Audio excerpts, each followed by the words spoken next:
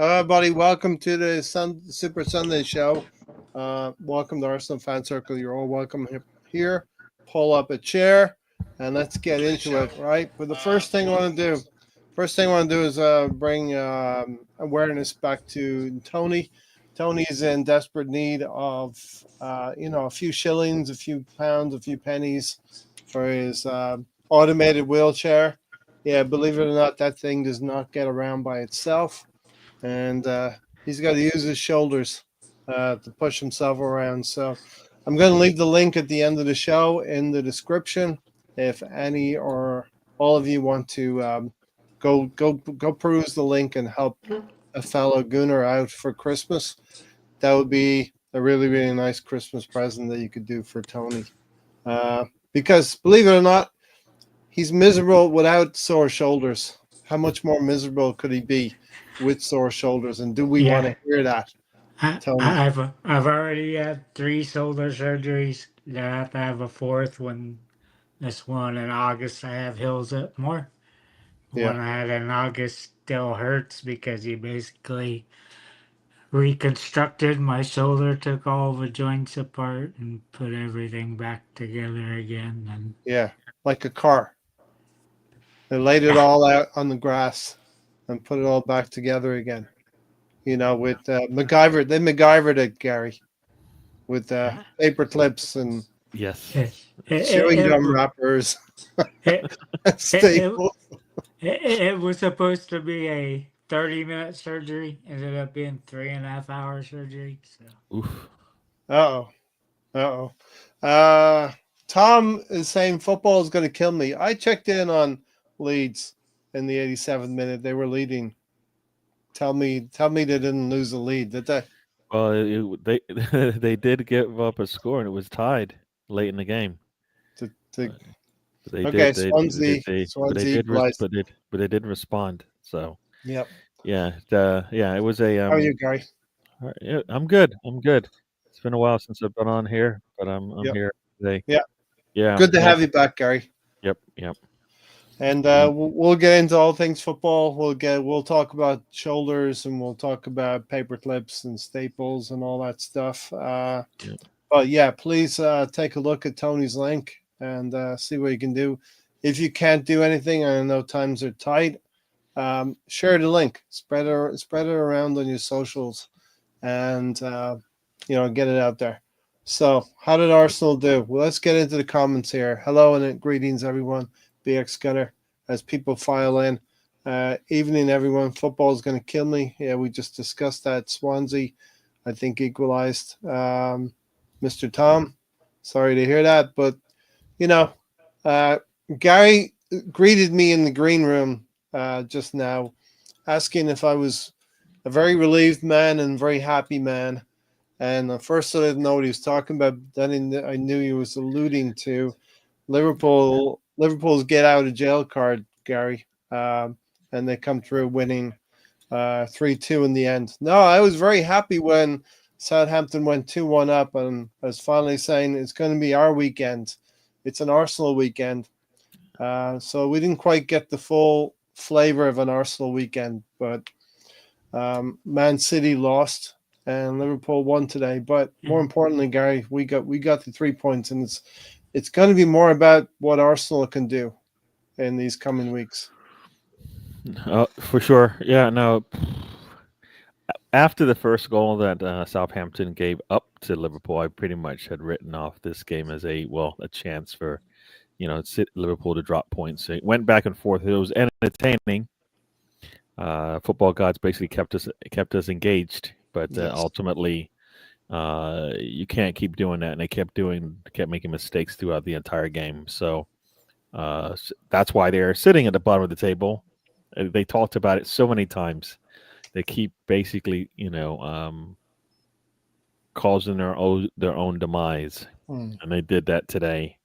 You saw the first goal. You see the last goal that they scored. I mean, the last goal that Liverpool scored. You can't do that. You can't do that when you're trying to get out of the relegation zone. You can't be making silly mistakes, and they did that pretty much all day. They did play. They played well, but then whenever after a while they played well, I guess they got a little bored of doing that, and then decided, you know what? How about we give Liverpool a chance to do something, and that Liverpool also took advantage. Gary used to be used to this with American football. The better teams end up winning in the third or fourth quarter because all the You didn't? Did you see the uh, game? the handful of good players that a team have get Did you tired. see the game? Liverpool has more depth, so You didn't see the the game then. de- the death the death wins in the Yeah, end. yeah. I Death and think talent. Gary. I think that we're not going to be able to see Tony, so he's probably got like a free card to just interject Ooh, at any point in time, in this I, conversation. But I'll I, try and direct it as I best could as just possible. pop down and see what's going on every once in a while. Yeah, once in a while. But Gary, I think you put that very well. Southampton. We know they're one of there's levels to this, as you always say. We know they're going to be one of those teams that will be down there, and the better teams will get chances against them. Playing out from the back, they give a present away to Zabazlai, and then they give a gift to Salah. Two gifts, really, when you think about it. So defending's pretty poor when you're at the bottom of the league. Defending's pretty poor. In between all that, Gary, they did give Liverpool some discomfort, I would say. Yeah, they had two PK calls. They put a lot of pressure on Kanate. Didn't look like the Kanate whenever the Kanate was having I think he had a poor day. I mean, they were challenging him. They challenged that back line. They got two yellow cards on the back line early Yep. in the game, and yeah, no, they showed up. They just let the little things basically punt. They can do little things right, as you said, playing out for the back. That was or clearing the ball out of your own box. The last place you're supposed to kick it is where? Right S- back down the middle, Center. essentially. Yeah. And they Yeah. basically that's where they cleared the ball, basically Yeah. right back through the middle, as opposed to just out wide. And they paid for it on the first goal. But yeah, so that's how that went. So good weekend for Arsenal, but we were hoping that it was basically hoping for a miracle that Southampton would challenge, and they Yeah. actually almost did. But Yeah. what are you going to do? And Southampton for Liverpool, Southampton was that game that was coming up with maybe they had eyes on Real Madrid and eyes on Manchester City, and they very nearly took their eye off the ball and eye off the game in hand. Stephen, you're right. Right, we done all right. Liverpool will slip up soon, and those tough games are coming now for Liverpool. The one thing I'm hardened about is that Liverpool were stretched today, in where they could have made this game, put it out of sight pretty easily, and not have to go into their bench, and they had to do that today. Now, will we see that affect them in the Champions League in the midweek and at home to Manchester City? It remains to be seen. But somebody is dropping points next weekend, Gary. And before Liverpool play City next Sunday, we have an opportunity to go to West Ham and get back to 6 points behind Liverpool and sit back next Sunday and see what happens. Because we either, surpass Man City, or we get closer to Liverpool and City in that game next weekend. So Yep. Yeah. Well, all we have to do, and this is what we kind of did last season, right? Is can you hear me? I just want to make sure I didn't yep, like do anything wrong. But yeah, all we have to do is play. We got to play one game at a time. Next game up, Sporting. Need to get a win there, and just continue to just get wins from here on out until to the end of the season, basically. But yeah, we'll start with a win on what is it, Wednesday or Tuesday or Wednesday. But we're gonna have to do this one at a time. This game, Arteta, yeah, we'll get into all of that stuff. But yeah, one game at a time. Next one up, Sporting, and then we'll worry about the next one after that, because we're gonna have yeah. to win pretty much every game we play to overshadow what we've done over this last month and a half. And I feel the Liverpool have done amazingly well, and I think they've outperformed their points potential so far, and doing well in the Champions League as well. Liverpool are up there with Aston Villa, and I think Sporting are up there as well. as you mentioned, Gary, we have 4 games to go in the Champions League. If we want to get into that top 8, we got to do very well against Sporting, Monaco, Dinamo Zagreb, and the last game against Girona, which will reveal itself toward the end of January. Also, next month in December, we play a very important quarterfinal against Crystal Palace at home. And, the portent of this season has to be getting some silverware in the cabinet and addressing the domestic cups as well, Carabao Cup and the FA Cup. Russ said Spurs have already released a DVD on yesterday's match, and that was the other thing yesterday. We'll get into the Arsenal game very soon, but just to touch base, Gary and Tony. Gary first. The the Man City and Tottenham game. That was a crazy one, right? It was a perfect game. I enjoyed it. I enjoyed seeing City lose like that. I didn't enjoy that team having so much fun, but it was good to see them struggle. And you know what? The thing that's bad about it is we had opportunity to do similar things, win a match at the Etihad. We didn't do it. But we kind of showed everybody the way that it is possible to go there and get a win. Yeah. Right. Yeah. And so that's but I'll take I'll take the enjoyment out of it. But it just as I guess to be negative, I guess I wish that could have been. I'd rather take the 3 points than them. Let's just say that. Yeah. Indeed. And Tottenham will always be Tottenham, especially under Ange so far. They are able to come when you play toe to toe with them. They'll play pretty well, and they match up pretty well with City. But when they come up against the teams with low blocks, they're kind of inconsistent. Tottenham are. Tony, what was your thoughts on the City Tottenham game yesterday? Why did Gary get to go first? I'm the one that because I can see his lips. I'm the one that picked Spurs to win. What does that What is that supposed to mean? That means nothing. Sometimes going you want to be known as the guy who cheers for that team and is happy if they win. Come on, Gary. They went from like 8th or 9th place to 4th place. They'll drop back pretty soon because I don't want any happiness for them. All right, Tony, you got 8 points yesterday. I actually got more points than you yesterday, Tony. So I'm the one who should be shouting from the rooftops today. You know what I mean? Picking Wolverhampton Wanderers to beat Fulham. But yeah, Tony, do you have actually any actual analysis on the Tottenham City game? No, it just City's been flat. They've lost 4 in a row. I don't know the last time they lost 4 in a row because it was like 2016 or something that they had lost 3 in a row. So I think our minds are elsewhere, even though manager's supposed to sign the extension. There's still, you don't know what players are going to do.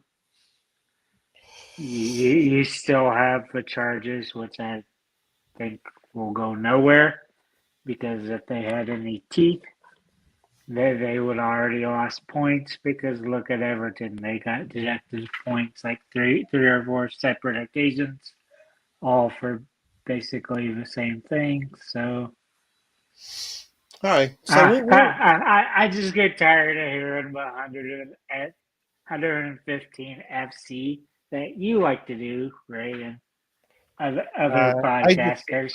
I think it's important to keep it up front and on everyone's lips because there are charges that need to be addressed. And should have been addressed years ago, Tony, to allow a team to build itself up over the course of a decade and win important honors is very disappointing. And as Gary has said many times, they let it happen, and now we're seeing it play out. I'm going to defend them, right? Because Arsenal, they get to subtract all the loans they have. Man City doesn't owe anybody any money, so that's not subtracted. So therefore, they're at a higher threshold to start with, which shouldn't be the case. It shouldn't be, oh, you get all these deductions because you went into debt and you've refinanced your stadium like 10 fucking times like we have. All right, I Tony. mean, I mean, you have a real estate guy that's went in there and he's kept refinancing the thing, moving money around, moving losses around. If you want to go look in our books, I'm sure there are probably things that would get us in trouble. I Because I don't see anything like 115 charges being addressed to Arsenal. So you can't you really don't make something out of that's not there yet, Tony. So and I you say don't yes. So you gotta don't move think on, you don't think Tony. Raul did anything wrong, Ray? We don't know yet. We'll have Woo. to when it becomes a thing in the media, we can talk about it, Tony. But It's never to come a thing because Raul's already left Arsenal and okay. yeah, Southampton are this season's every opposition manager praises us, but mainly because we play in the way that helps them to win the team. Tony, we're gonna move off of this now. We're gonna move on, okay? Pepe was a criminal actor. Pepe, yeah. City's reign is over. That phrase, City will turn it around, isn't happening this season. Walker is washed. BX Gunner, you may be right, but next weekend when they play Liverpool, the onus will be on Manchester City to close that gap down if they're in any way interested in getting back into the league or even, being in the top four. And because the City could slide as badly as that. BX said Spurs have always had City's number for like 7 or 8 years already, except when we really wanted it to happen last season, right? And I still question Son's effort on goal last season, but we never really want to be in a situation where we're relying on another team for our own. And that's what Tom says. Arsenal fans wanting Spurs to win is weird. It's always Arsenal, Tom. It's not. It's always Arsenal, right, Gary? I don't cheer for anybody else. So yeah, I don't. Yeah, I the fact that I'll never and Tony showed you his he showed you what he's up for. He's okay cheering for that team to win. Yeah, because they were in like 8th or 9th place. And You cheered for that team. I look at you different. I've been looking at you different ever since. It's I, just been even more different. I'm rooting against the team that's won Uh, six of the last 7 leagues. I want them to fuck up, not Spurs. all right, Tony. So if I'm pro Spurs against City, that means I'm pro Arsenal. No, you just said something that just doesn't that don't equal. You can't be pro that team and then also pro Arsenal. The two don't. It's not. You can't. No, you can't. You can't. And not in my eyes, anyways. I'm sensing a future collaboration here, Mr. Tom and Tony. Tony's saying that Arsenal have engaged in dodgy behavior as a take. I'm here for it. Maybe the two of you guys could collaborate and chat about that. Yeah, I have no doubt everybody has done something they're not supposed to. So I don't think it's just a one. There are levels to it, though, Tony. There you go. So somebody once said there's levels to these things. Yeah. So. I don't think I don't feel like Arsenal's level is close to City's level. There's things that Raul did, or he wanted. Yeah, I don't think it's even close to the City level. He jaywalked. Gary, he jaywalked. Raul jaywalked. So it was a $36 million player bought for 72. I don't think City's is like 36 mil. I think it's a lot more than that, Tony. Again, you go back to they don't have debt. We have debt. So why don't they have debt, Tony? Why don't they have debt, Tony? Because do you know what it is? Because they did things the right way, right, Tony? That's why. Okay. Do you know what, Gary? Mm. They have a whole two billion more dollars than You're not for allowed to Corona use it Keys. that way, Tony. It doesn't work that way. Just because you have lots of money doesn't mean you can just spend it. Do you understand the rules? Or else, if that was the case, Newcastle would just do what City has So done in terms of yeah. revamping their squad and continuing to bring in the best players in the world. That's not how it works, Tony. It So isn't. those have been the rules that have been in place, Tony, and we've been working within those rules. Now there has been a vote on the changing of the rules, and now the owners can, can no longer give interest-free loans. So moving forward now, and I think Manchester City, Newcastle, Aston Villa, and Forest were the only four teams who voted against the said rules. So moving forward, things are going to change a little bit, and you cannot give interest-free loans to your team, to your club anymore. The way Tony said, "Do you know what, Gary? Do you know what, Gary?" It sounded like the next part was going to have a nice day. Yeah, Tony would never use such foul language. I guess I He's a haven't got nice. to that. I haven't gotten to that level in our relationship where he can Tony is say a those things very to me. courteous guy who never I uses I foul language. I I know I've said it to you at least 3 times, Gary. Yeah, but no, we were During our talking about shows. just then. The window came and it's shut now, so you had All a right, chance. Gary, what talk to me about yesterday's game? We talked Yeah, about Liverpool, we talked about City, talked about that team, we yeah, talked about Tony. Now let's yeah, talk to me about yesterday's game. yeah. I'll start with it. The I looked at the lineup and said, this Arteta has lost his mind. We need to get a goal. It's not a goal. We need to get 3 points. I'll rather let's play with our best 11 players or best 11. If they are available, let's play them. We're not sure if I guess we think Rice's probably wasn't available, and Havertz probably needed the rest for I guess for international break. And Partey, even though he rested, also needed to take a break as well. So for me, that's where it started. The game went like it should. Like I think what this showed me, and this is what I kind of feel like sometimes we get I get upset about is if this is the way we can play against Forest, then why weren't these types of things done earlier when we were struggling? All right, you know what I mean? Like I want always say I want rotation, and now I didn't want it. I didn't think we needed it after international break, but I did think we need it. And during that stretch where we were struggling a bit, it'd been nice to to have rotated back then to show some trust in the players that you've got instead of going with the same players who were struggling.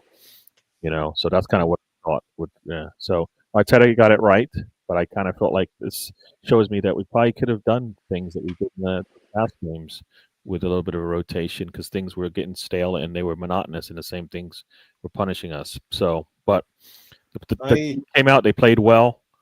Um, Forest got nothing. They did get. They're going to get chances, but they got nothing for most of the game. We pretty much managed the game. I was after that first goal. Saka does this all the time, right? When we need it, he's there, and that's why some will say Erdegaard is the best. It's the most important player. I think Saka. Who's Sacker? Who's Sacker?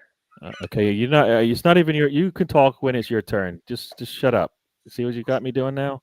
When it's your turn, you can chat all you want. But anyway, Saka You know what, got Gary? there, and see, I can't even look at him now. Do you know what, Gary? What's Do you that? know what, Gary? What's that? No, no, no. Like I said, we played. It was a perfect game. The way it finished up, but I didn't see that going in. Uh, All right. we got that second goal, and that's kind of the thing that we were able to get that second goal that we haven't been able to do in any of the other games that we played against the top six. I mean, this was our fifth time against the top six, and we take a Yep. lead, and we were able to get that second goal, and then we actually able to close it. And where he gets the goal late, which basically, I think all of us will agree that he's probably got that. He's had that in him since we've seen him play this season, and it was good to see him actually get that first goal. Yeah, Hold on, Tony. Let's Tony, listen to reasoning on that Tony. later We'll on. have plenty of time to talk about I that, know. Tony. I Okay. said later on, right? We will talk about it later on. Gary, Yeah. it's interesting. Many Arsenal fans have different viewpoints, and mine was slightly different to yours. I Mm. was happy. I was happy in the sense that we were putting the onus on Gabriel Jesus to score by picking him. I was happy that we were using the squad, albeit after 2 weeks away. I was happy that Declan Rice obviously had an injury.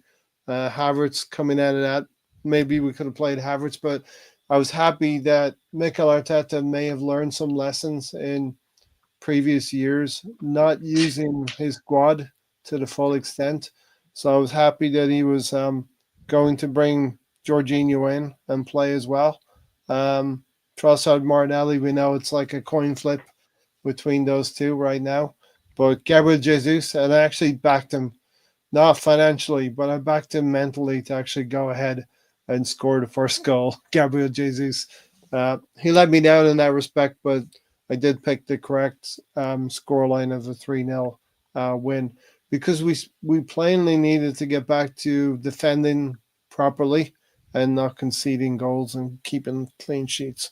Uh, we know we have the goalkeeper Saliba and Gabriel as the core, and Ben White going out for surgery means we have to navigate the next 8 weeks probably without Ben White. But we have Calafiori coming back and we had Timber coming back, and I think that was important. Odegaard, yeah, Gary, it's very hard to know if it's Bukayo Saka or Martin Odegaard. We definitely need both of them in this team now and in this run that we're going to need to put together because nothing happens this season in the league unless we power through the next 4, 5, 6 games and start stockpiling some W's. So yeah, it's interesting the way we can look at things slightly differently, and it's how you feel. So you're as Tom says here, he'll give a review. Gary complained for 45 minutes, but then it went 2-0, and you started to relax a little bit and enjoy yourself, Gary. Yeah, of course. I said that going into this thing.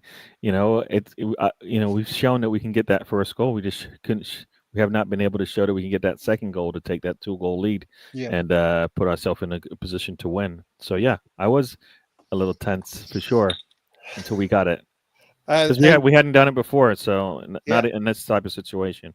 and Gabriel Jesus makes you feel that kind of way as well. I think if it had been Havertz in that lineup, other than Jesus, you'd probably feel a little bit more relaxed in that starting lineup.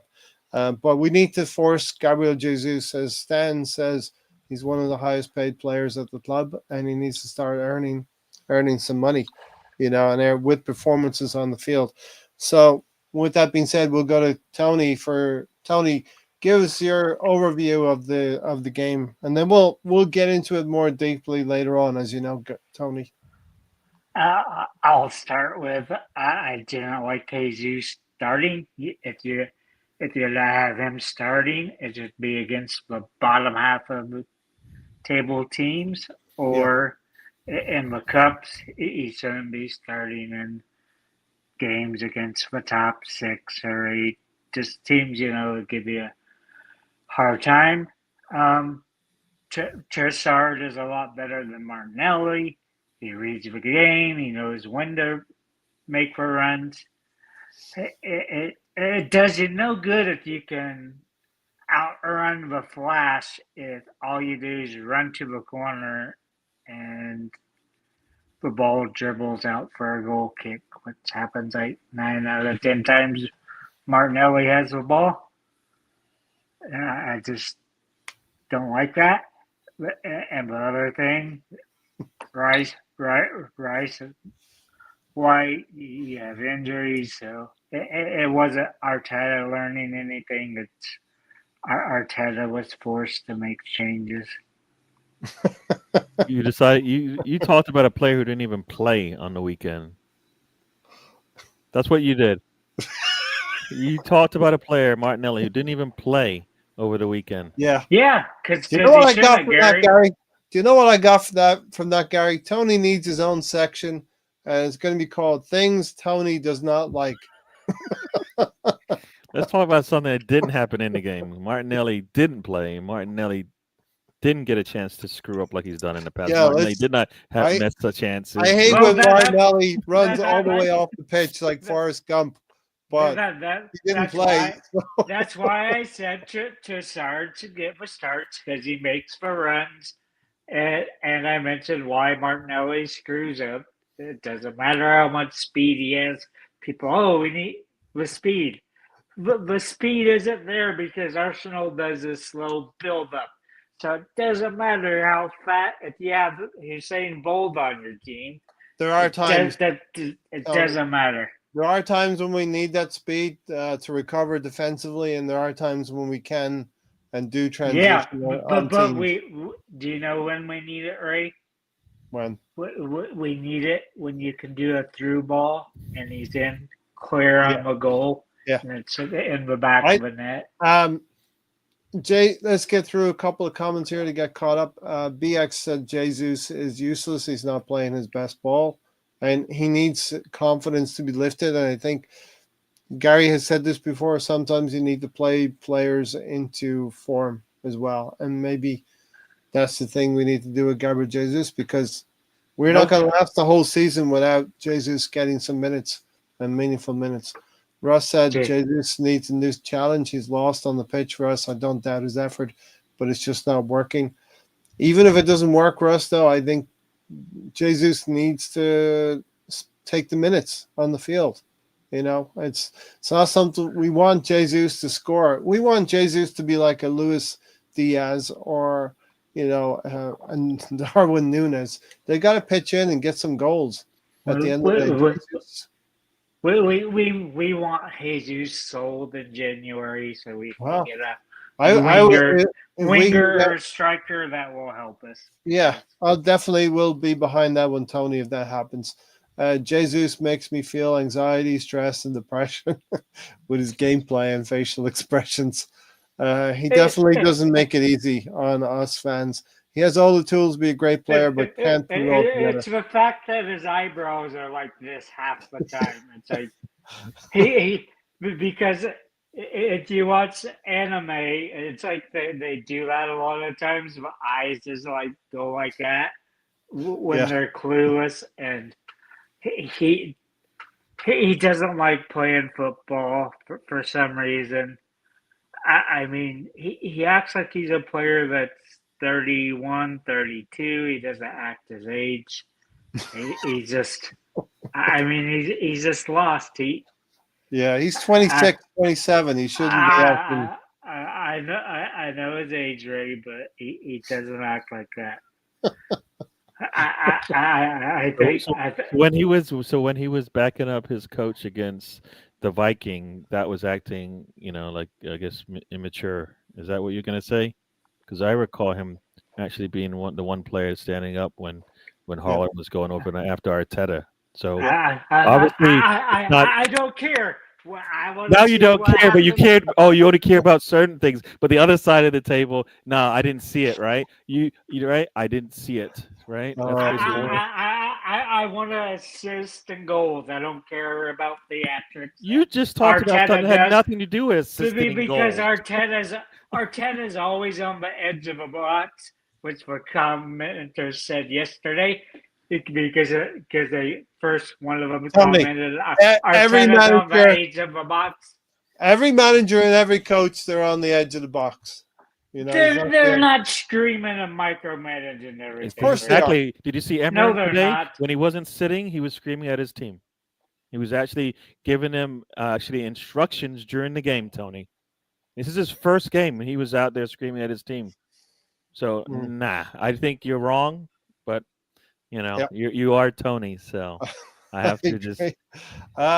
So, Gary, our revival... Does Arsenal have creativity? Did you not see it yesterday? Do we not get chances to score in every game we've played? And if so, how is that happening? Is it just out of nowhere? Are they not being created by someone, by some pass, by some, opportunity? How does that get created?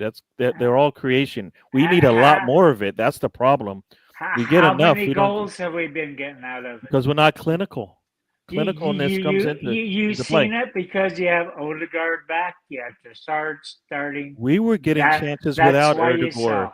We were getting chances without him. We just weren't clinical. We had chances to score without him. That's the thing everybody misses. Because we He gives, totally changed our formation, Gary. well, we got We went chances. It with doesn't two. matter. We We still went had with two chances to strikers. score. You can't make excuses. We lose one player. We can't say the season's done. That is not an answer Yeah. to the problem. How many points did we get out of those games, Gary? Because we couldn't score. How many opportunities did we miss in those? In every game Ah, that we our dropped points. midfield has been Think terrible. about it. In the So Bournemouth where's game, Martinelli misses a shot. They go down and get the goal, and the game's Gary? over, Tony. So you can't Gary, say we don't get chances to score. We do. We Gary, create chances for ourselves. We're just not clinical. That's why we need how a more how clinical wing on how the left side. how well has the midfield been this year? Have they been brilliant? Have you complained about three holding midfielders? You're not gonna have creativity if you have three holding midfielders because You you just said we don't don't have create, and I the. said we do. We're just not clinical. We had a more clinical Yeah. striker We're not on the creative, ball. Gary. Not creative. Not enough. You're Yeah. right. No. Not Yeah. enough. Any I'll team. go with you on that one. But we need more. But we have created chances for us. Well, we're Teams, think about it. micromanaged. Think about it. Newcastle got one chance on us in a game. That's all they really got. One chance, and they That was took it and all. they put it away because Yeah. their clinical striker put it away. Their wing put in a perfect pass. Yeah. Right, and they Yeah. scored. What did they do for the rest of that game? Nothing. Nothing. Right. Great. We had chances to score in that game. We put two balls in to Havertz. He was running instead of attacking the ball. He's attacking the center back and losing sight of the ball, and chances just go away. We do create chances. We're just not clinical in certain aspects of the game. Yeah, and the other thing is, if you don't have a Rodri in a Manchester City team, you get what Manchester City are right now. That's what you get. If you don't have a Mo Salah in the Liverpool team, you're going to see a drop off. And if you don't have Martin Odegaard in an Arsenal team, you're going to get a drop off. That's just a plain fact of it. Every team in the Premier League has their better players, their best players, and if for some reason through suspension or injury, they're not there and not available to you, you're going to struggle. Man City are struggling big time right now. Man City have lost 5 in a row. Salah, if he's out injured at Liverpool, he won't be turning games around for them like he did today, you know. And if Martin Odegaard is out injured, as we've seen, you win 3 games out of 7. You draw 2 and you lose the other 2 out of 7. So there you go. That's what happens in the Premier League. And you know what? And you prepare for that because you had Stanford. Okay, did Man City prepare for Rodri to be out injured for a full season? No. No. Has Liverpool prepared for Mo Salah to be injured? I'm sure they have. It doesn't look the same though. So in one breath, City is considered one of the best managed run teams in the world, and you think they don't have a plan for Rodri, but you think Liverpool, who is considered not as good at managing their squad and team, is. I'm going for Klopp over Pep on. Klopp isn't managing right now, as far as I can recall. I don't think the man's even stepped foot on a football field. Who set up this team for good things? It's Klopp. Hey, you know what? I've heard it doesn't. You know, it goes two ways. Is it Slot's team or is it Klopp's team? Which one is it? Because Arteta didn't win a trophy with his own team, but he won a team that he managed. So I don't get it. So whichever way suits your argument, that's the way you're going to go with that, right? So yeah, listen, I think Liverpool today struggled. They did not play well today, and maybe they are going to come into some rough weather. I felt our game against Chelsea before the international break was a huge improvement in what we did against Bournemouth and Newcastle, especially as we just referenced. I felt we were on our way back and we were unlucky. We shaded that game. We probably could have nicked it right at the end. But I think with the benefit of the international break, Gary, we come in against Nottingham Forest, and look, fair play to Nottingham Forest. They've done really well this season. They've beaten some teams. They've beaten Liverpool, but I also felt they were kind of now they're going to hit the better part of the teams and they're going to slide a little bit. So they come up against Arsenal yesterday, and we get the perfect start through Bukayo Saka with that goal, Gary. Yes, yes. I don't know what Steven. What do I need to run and take cover? That's Tony that needs to run and take cover, right? We're well equipped to deal with Tony. He's just getting. You better run, Gary, and take cover. I don't know what that The means. man down. It's the man down under. It's that song. I come Oh, from a land okay. down under. Oh, Can't you okay. hear the thunder? Yeah. There you go. I You got it better now. run, Gary. You better run and take cover. Nah, There no. you go. Like I said, in the big games, people have asked Saka to stand up, and so far he's been doing that for us, right? Yeah. Against Liverpool, everybody thought we would struggle. He came in and scored. Norton against who did we just play? Forest. We come in. We need to show up and score early. He does that again. So, like I said, he's been doing that for us consistently. Now he's adding goals to his assists. Right now, he's got 4 goals and 8 assists in the league right now. Yep. In One 12, of the top creators 11 in the games. league. I think they said he's got as many goals and many goal creation of goals than he does games played. So, voila, we'll take that. So yeah, no, he's done The really well. I interplay.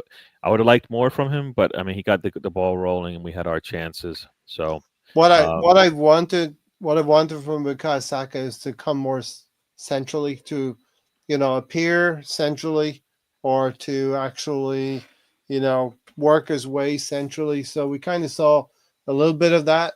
I feel sometimes he likes to stay on the right hand side because he's up against maybe fullbacks and not challenging defenders as much. But in this goal, we see some great interplay with Odegaard and that flick.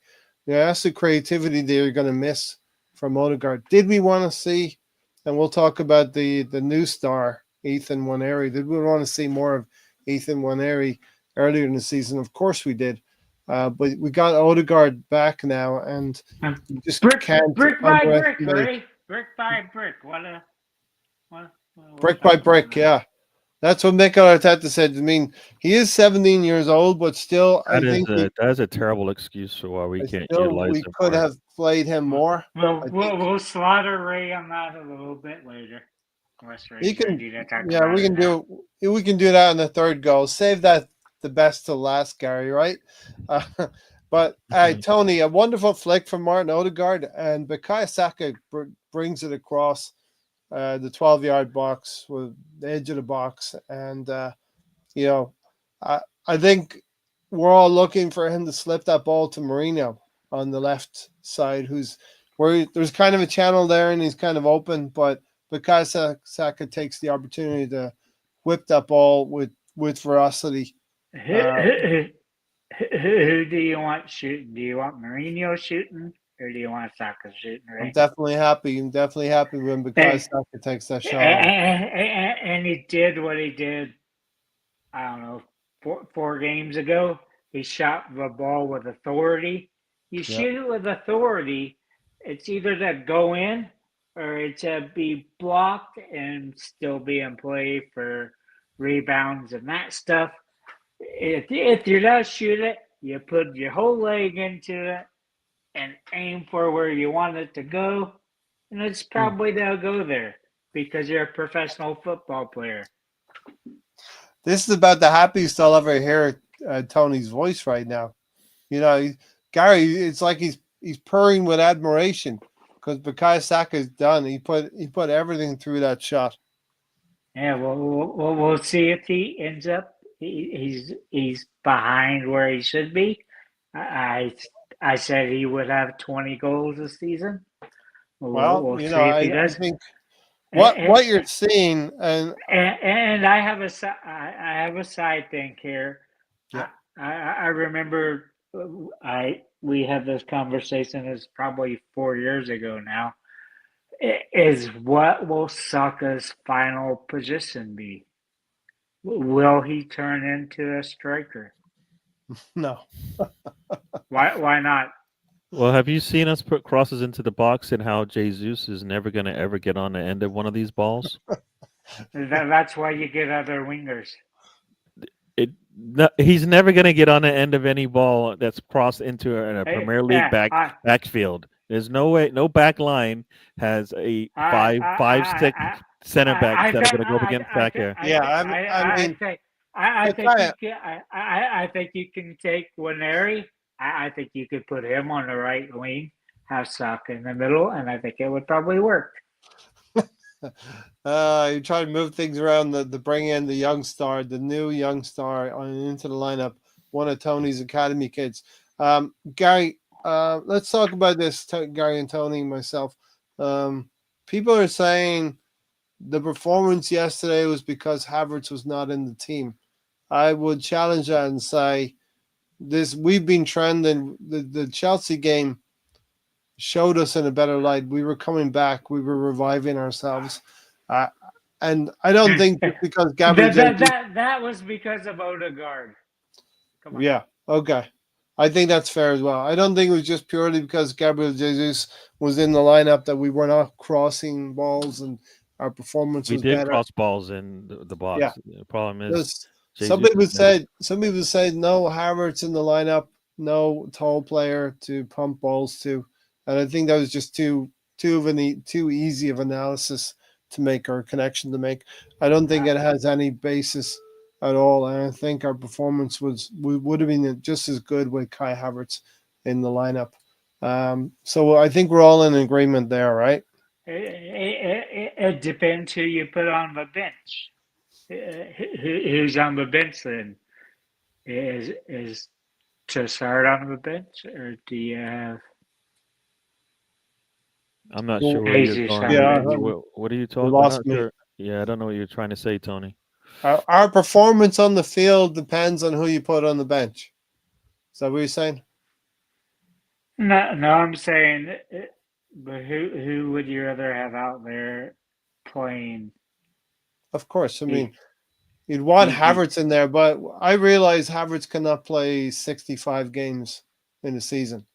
You know, all the cup games, all the Champions League games, all the league games. You're going to have a player like Trossard or Gabriel Jesus playing at number 9.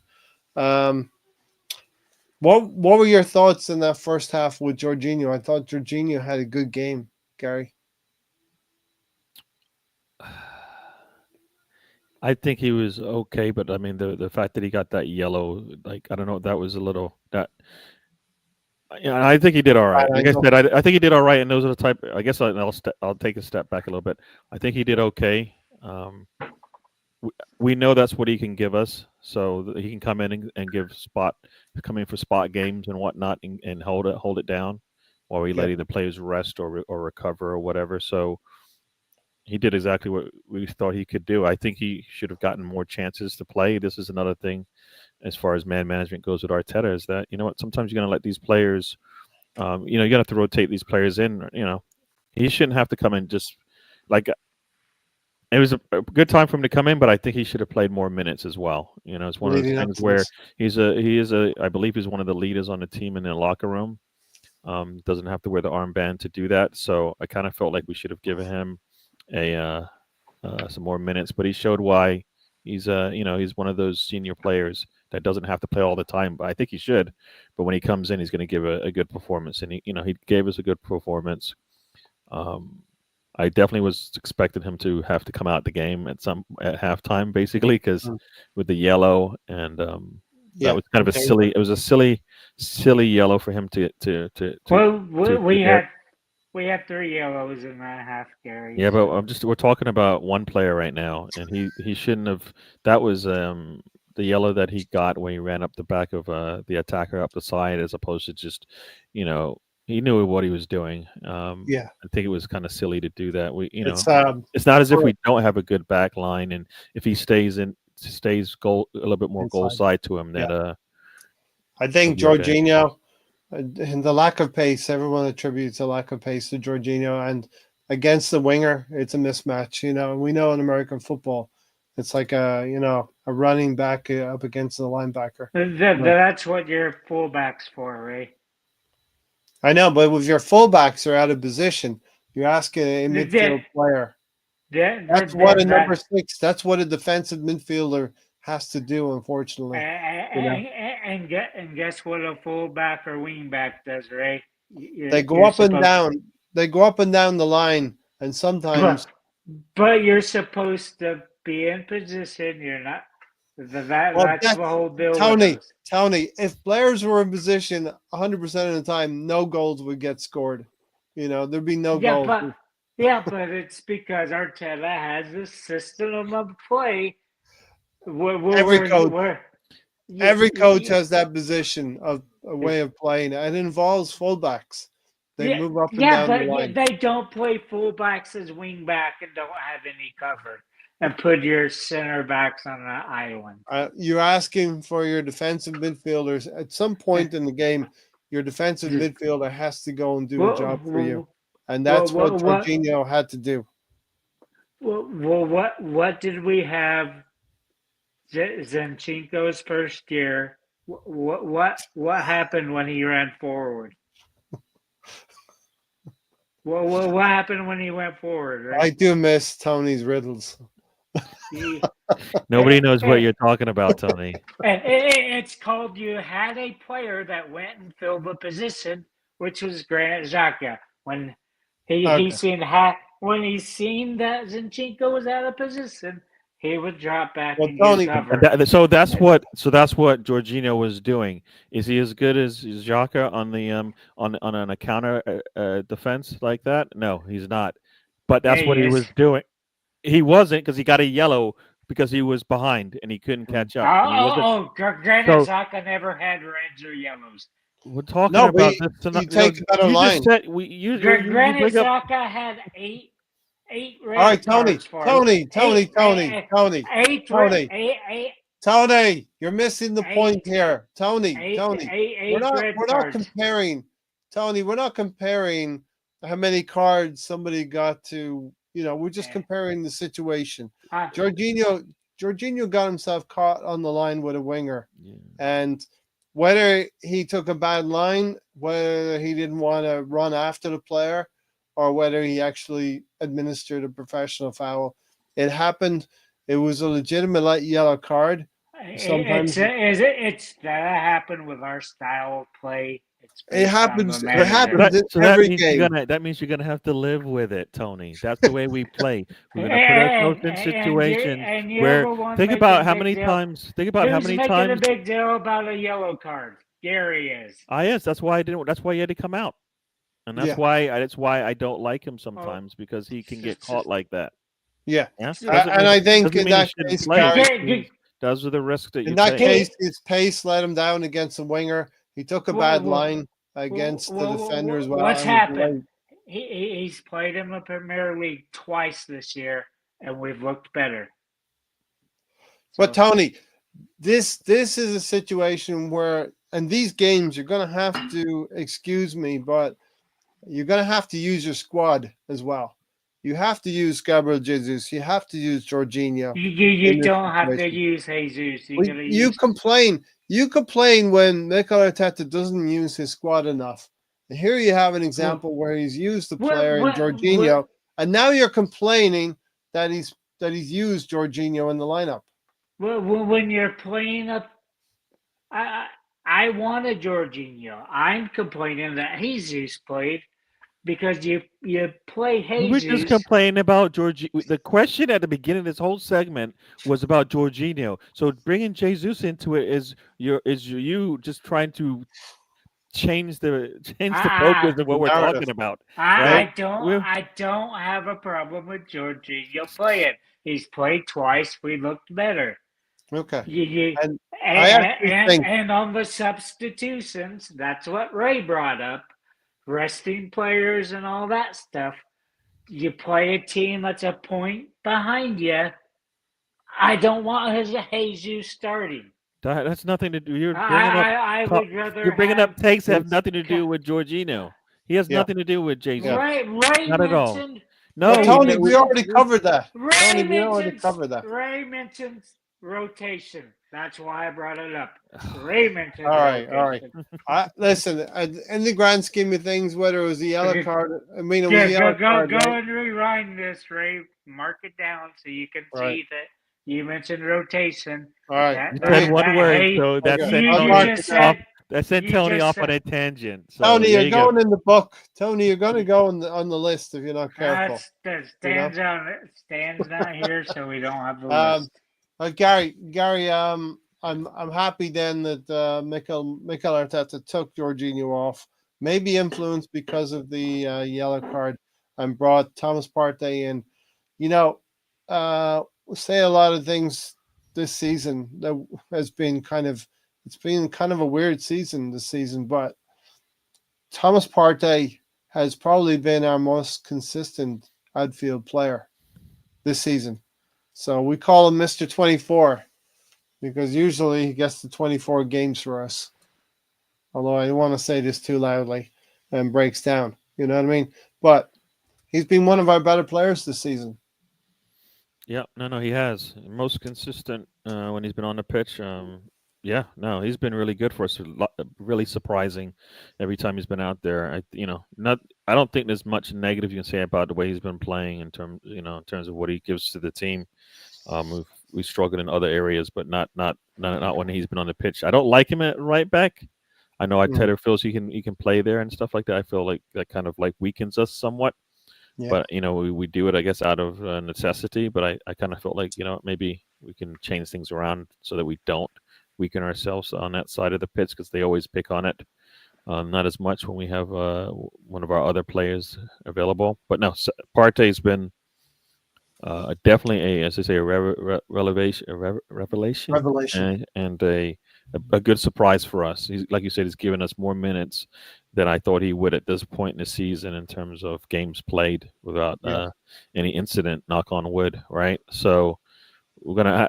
That's why I guess now we definitely have to rotate him because I don't know if we want to test the waters and see if he'll be available as he has been earlier, right? So I Yeah. think, yeah. I think when you mentioned the right back with Thomas Partey, and I think ever since we tried to sign Caicedo, and the news was Arteta wanted to try Caicedo in that right back position. It sort of occurs to me now that maybe rather than getting Caicedo, he's tried Partey in that position. I agree with you, and I'm sure Tony will agree for once that with all of us that Thomas Partey at right back is not something we want to see.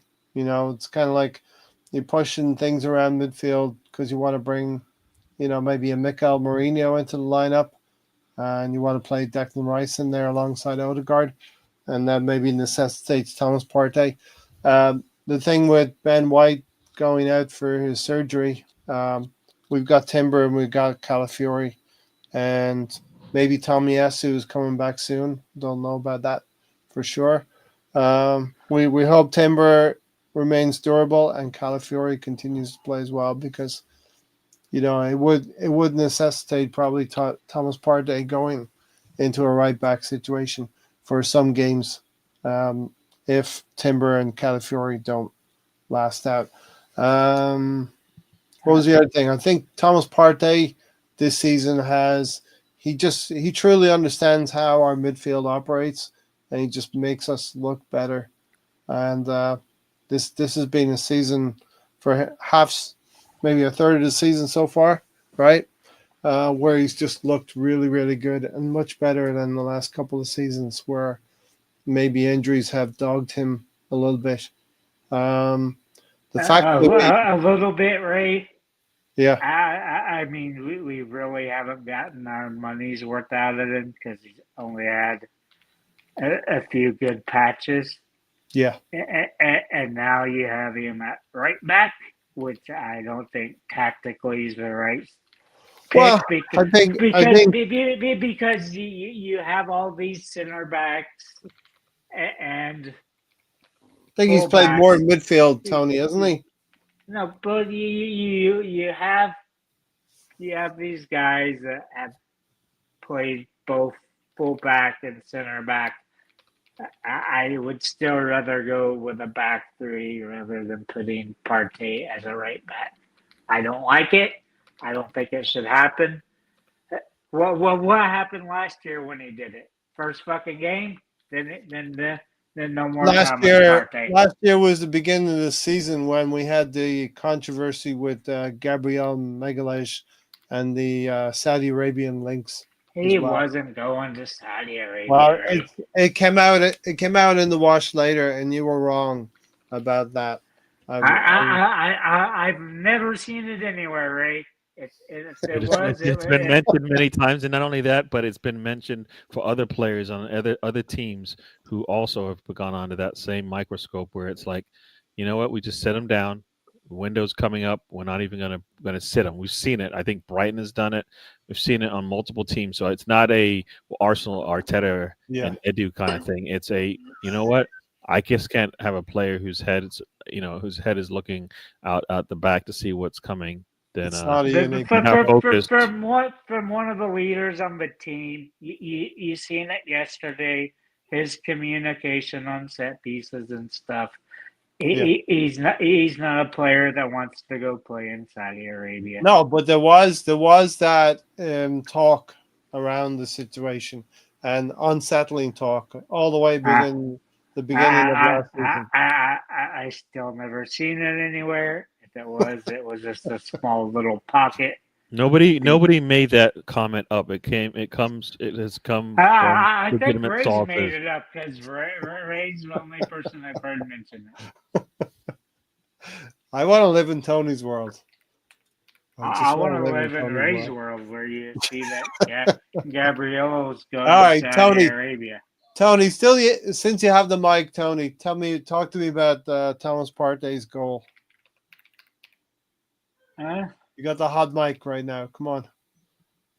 Good The mic goal. is hot. Good goal. What do you want me to say about it, Ray? Thomas Partey, it either goes in row Z or it goes in the net. There's not much in between. What I'd like to say. I mean, he has 2 or 3 goals in him a season, and that's it. I think we need to call that the zone 24. I think we need to call that zone 24. You know, certain parts of the pitch you call them different zones, right? Gary, it seems like he only scores from that square footage of grass right there on the top of the D. Whipping balls. He scored more than 1 goal now. You even witnessed one on the other side of the field a couple of seasons ago in the North London Derby. As long as he keeps the ball below the crossbar, it seems to go in. I mean, that's the key to this whole thing. If you see it basically start to raise up, you know, it's going into Rosette. But when he doesn't, then voila, it is going. What do you call it? In, because he usually scores. But yeah, no, it was a great shot from a great pass. Great little 1-2 with Erdegaard to Saka, and then back to Partey coming up, you know, bringing up the rear kind of thing, and he puts it away. Very nice, very nicely worked. And what now? What do you need to interrupt me for, Tony? Wrong. You said something wrong, Gary. Yeah, I was just wondering. I've wondered this forever. Ever? Like since when? Since like ever? Like how long is ever? He came out of the birth canal. Since I've been watching professional football. He came out of the birth canal with those glasses and that beard. I want to know what. I just want to know why. I want to know what love is. Go ahead. I want to know why. I want you to tell me. You have a player like Partey. There are plenty of other guys that shoot it into Rosette. Why isn't that a souvenir? Why does it have to be thrown back down to the ball boys to be used later? Oh, you want to keep the ball? So what are you saying? Yes. Well, why can't you keep the ball? Because that's what the rules say you can't. You can in a hat trick. If you score a hat trick, you can have the match ball, right? No, I'm talking about the fans, right? When the ball's kicked way up there, why isn't that a souvenir? Well, we don't know if it has to go back to the ball boy or out onto the field. It always does, right? It's So kind of a very random question. You know what I mean? You should did, put that out. have you ever seen a fan keep the ball, Ray? It's always thrown back down to where the ball boy can retrieve it. They're probably a little bit hard to hide, honestly. And I've seen you've had like delays, like a minute and a half waiting for the ball to return. It's like, why don't you use the other ball that's already on the pitch? Each team brings like 50 balls with them. If anybody in the chat box knows why you can't keep the ball, let us know. Very, very random question from Tony. It's not random. It's something I've wondered for Yeah. forever. Gary, Tony mentioned yellow cards, and Jorginho, probably got what was a legitimate yellow card for his first real offense. There was a couple of other yellow cards which I thought the referee didn't take the conditions into account. It was raining, it was wet and slippery, and Gabriel Jesus and had a yellow card for a challenge where he's trying to get on the ball, but the player puts his foot in there. And the second one, That one right there, that Jesus yellow. Yeah, made no sense. No way. There's no way. Like that player is moving into his area to attack the ball, and yes, Jesus does step on him, but that's not a yellow. That is no dangerous play there. It's not like he stuck his leg out, like Saka did. Right, Saka stuck his leg out there, and that can be considered dangerous play. But Jesus is attacking a ball the way he's supposed to, it was almost like the defender gets the benefit of the doubt in that play, and not the offensive player who the ball's being passed to. So I thought the Jesus one was a little harsh on him to get that yellow. Jorginho one was stupid, and the Saka one was more dangerous play. And it just Saka's trying to take a long ball. I think that bounces. He takes it on the chest, but probably doesn't want it to bounce up as high as possible. He stuck his leg out as a player was coming towards him. So for me, that's the dangerous play part. That's the only reason why I think he gets it. Otherwise, I think it should be just two players coming together. But that was a referee's discretion to decide to do that. But the yellows, the only one really, the Jesus one is the one that was like the one I didn't like at all. Because I think later on Yates got a yellow. I think it was. Looking at and his yellow was similar to Jesus's. It was like nobody would have been upset if he didn't get the yellow. So, but you know what, Gary? It's what we clamor for. It was consistent. So yeah, when it's consistent and it's bad, that's not what we asked for either. Yeah, consistently good rather than consistently bad. If you step on somebody's foot, you're generally gonna get a yellow. No, you're not, because that's not true. Yeah, it is. That isn't true. If you stand underneath somebody and they land on you, that you don't get a yellow for that. That's essentially what happened there. Yeah. You know what I mean? Yeah. Yeah. Jesus is going for a ball. The defender gets underneath him and he gets stepped on. That's not a yellow card. Mm-hmm. So did you watch that play, Tony? I've seen it called. You're not answering, so you didn't say yes, because that's the only answer that actually makes sense to me. Is that you did see it and you didn't think that's what happened. Did you watch the game? Did you see that? Yes. And you think that Jesus was at fault for the yellow? I've seen it many times. No, that's not what I asked you. Once again, I asked you a yes no question, and you won't answer it. No, you didn't answer it. Did I? Yes, no. I asked you see it all the time. That's not what I asked. I didn't ask you if because it happened yesterday, it should happen today. See it all the time. Tony is incapable of answering a question directly. Because I already answered it because you didn't answer it. You just said it happened yesterday, so it's got to happen today. And I don't think it was right yesterday, Tony. Just because it happened before, it doesn't mean it has to happen now. Do you think, Gary? Do you think the decision to send Ben White for surgery probably the best decision in the light of where we are in the season right now, and we could probably get to late January till he gets back, and I we could think if probably they didn't get have, yeah, I don't. I think if they didn't have Calafiori, if they had Calafiori in sooner than yeah later, would have happened. they probably would Yeah, have said Ben White, you go ahead.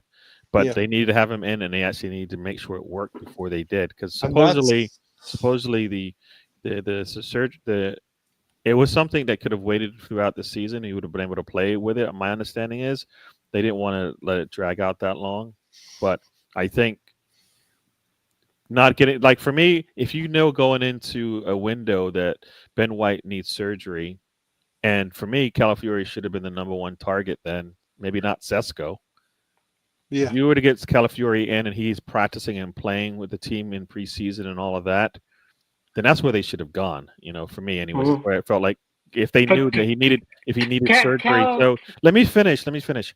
So, let Calafiori's me not finish. hold playing on, Let, right Tony. let back. me finish, Tony, Tony. Let me finish. hold on. So I feel like they didn't like for me, if that was the mindset that he needed surgery regardless, then they should have brought in the answer. Yes, they should have brought in the answer already. That way they could gauge whether or not they could give him the surgery sooner than wait till Calafiori's back. We think it's going to work. We do have Zinchenko if we need to. That's kind of where it happened there. Yeah, And then they said, "All right, Ben White, we can let you go now. You got, you're going to miss the 2 weeks here, and maybe another month or so until you're back, all right?" And so I yeah, kind of think they if they knew this ahead of time, they just didn't manage the way that the window went yeah. with him. So yeah, So Tony, an important thing is have a pen and a piece of paper where you're thinking about interjecting when somebody's talking.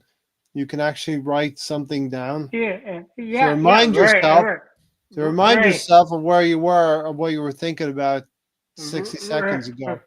So right, right. Do you remember when I used to do this all the time, and Gary and Stan were still talking? I know, but I, when you I, can't when you can't I, talk, you have a pen. I, Write the notes down so you can come I, back to it. yeah, So that but when Gary or Stan have finished talking, you have now material to talk about, rather than when I ask you what part days go yeah, was like. but when I see something that's blatantly just re- Yeah, you can still use a pen and write it down and say, Gary, you were blatantly wrong 60 seconds ago. You well, know? I'm trying to figure out what the fuck does a left back have to do with the right back? Okay, You, so you, you, you're talking you, about, you, you're you, talking about you, you, Calafiori. Well, it means Timber can go from left back to right back. That's what that means. he can do it anyway because what who played left back for a majority of last season, eh? Uh, that's a good question. You But know who it is. It starts with an M. it starts with an M. Not M. It's Kivior, right? Kivior. Well, I wouldn't say majority by many games, because I remember Yeah, it last was. season. I remember last season Look it up, Gary. left I'll back look it was up. I'll let you know. I'll let you I know. remember last season left back was covered by a myriad of different players. Some of that being Kivior, some of that being Zinchenko. Timber was injured all of last season, so it couldn't have been him. You know, um, We barely saw Zinchenko, right? and our left back position was a problem coming into this off season, coming into the summer. So Who, we all who, wanted, we all wanted Tony. who We had all the wanted a best? striker. We all wanted a Who striker. Hold on, Tony. We all wanted a striker, but the Calafiori was brought in for these situations where you have an injury in the back four, and now we can play Timber and Calafiori, and it doesn't look as bad as Zinchenko, a left back. You know, I still don't think Calafiori has the defensive part of his deal. He does what Zinchenko does. I think Calafiori is better than Kivior, and I He think did, he's better than Zinchenko. but two for but first 2 games he played, Ray, 2 goals were scored each game. We were having clean sheets. Last year we had tons of clean Yeah, sheets. but listen, Tony, No, let me here's finish, this is right? what's important. We Yeah. had the best defense in the league. Yep. Why do we need to go get a left back when you have Kivior, you have Timber, I'll tell you why. you have Zinchenko. Well, You would don't you? need to go. You don't need to All spend right, that Tony. 45 minutes. All right, Yeah. Tony. Let What was a priority? A me winger answer you. or a striker or a left back? Let Right? me answer you, right? So now we have a situation where Ben White is injured. And let's say we didn't sign Calafiori this summer. That means Zinchenko was playing or Kivior is playing. And we've had that, and You, all those guys can play center back, so you can I, go to a back and three if needed. I just feel more secure with Calafiori. It's just my personal choice. I think Calafiori is better than Kivior, and I think he's better than Zinchenko in that left back position. I don't know what you think about that, Gary. Would you be okay with a Kivior or Zinchenko now with Ben White out injured? I'm just checking to see. Like he started 13 times as a left back. Who? His third, Kirior. So he didn't Yeah. start the majority of the games that he Didn't played. look And good. there were a lot of big gaps where he didn't play at all. I don't Mhm. remember if he was injured or not, but he wasn't. I don't. Well, he wasn't our primary, and I don't have to check and see who else played left back because I don't know the exact number. But who else would have played left back for us? Um, is that Zinchenko. Zinchenko maybe? Yeah. Let's see. He played at Anfield. Zinchenko played at Anfield up against Mo Salah. So let's see what Zinchenko did because that will give me a better idea. But yeah, no, It's but like Mythbusters with Tony right here. yeah. I mean, he's definitely I think he played mostly at left back. So let's see what his stats say here. But I think Zinchenko is more. Let's see here. Let's go last season. More than 13. Let's see if he's more than 13. I'm going to gamble that he is. So he played 27 games, and he played. Yeah, he played. Let's see, from the second through. Okay, well, let's see. And I said played. So he played 13. I'm not sure if Kirior started all of those. Good afternoon, Stan. But I can tell you that Zinchenko played at left back from game 2 through 19. So that's 18 games he played as a left back. And then he played another 7 games at left back. So he played at least 25 games at left back compared to 13, and he started a more majority of those games. So Zinchenko was our left back last season, and Zinchenko was injured early this season, and Calafiori was late coming in. Timber was not 100%. So that's why when we started this whole thing, that's why Ben White didn't get the surgery. We just didn't have the numbers. We brought some in. We were hoping for recovery from Timber, but we had to wait. And maybe we knew about Ben White in the summer, and maybe that's why a defender was bought for 42 million in Ricardo Calafiori. Because Ben White's out for surgery now. We got Timber and Calafiori as our main fullback options. Tomiyasu will come back. Kivior will be there. Well, we need that for cover. If you want to go, listen, I would have wanted to get a striker as well, but the club waited to the last second just to get Raheem Sterling, and that has not been good enough so far. But we did need to have that solidity at the back in order to campaign for a Carabao Cup, a Champions League, Premier League, and FA Cup. The other thing about Calafiori, and we're going to talk about Mourinho pretty soon as well. Mourinho. Calafiori, Tony said he conceded a couple of goals in his first game. I believe every player needs a few games in a new setting to bet in. And Gary, I think we've seen that with Mikel Marino. In recent games, he had a good game against Chelsea, and I thought he was really good yesterday against Nottingham Forest. Yeah, I think the way the Arteta brings the players in, sometimes I feel like he should just give them minutes to get them acclimated to playing on the pitch. It always feels like sometimes he just wants to start them, and I feel like you should give them minutes so they can get into the flow of things, and then give them the starts later on. I think he did that with a bit with Marino as well. Yeah, I know he was coming back from injury as well. yeah, The first thing that happens to Marino pretty much in his Arsenal life is he has a training ground incident and fractures a collarbone or something in his shoulder. So coming back, we're probably just starting to see the best of Mikel Moreno now. Yes, yeah, and everything that we've seen him do for Spain, we haven't seen enough of it for us yet, and that is probably because we have been missing Martin, right? So when you think about it, Gary, how Odegaard's missed a big chunk of the season and Marino has missed a big chunk of the season. We know they played together at Real Sociedad, and Stan's watching right now, and probably the final link up would be an Alexander Isak. For those three who have played at Real Sociedad, I think they know each other's game, and that can only benefit us, Gary, moving forward. Odegaard and Mikel Marino together. Yep, and that's So where that's great. that's also where the Isak kind of Yeah. how he also could bring something to us as Trio. well. So Yeah. all three of them played together. So, but yeah, no, and I think, like you said, for me, that with Erdegaard being out, that's been an issue, and that's why Moreno probably hasn't looked the same.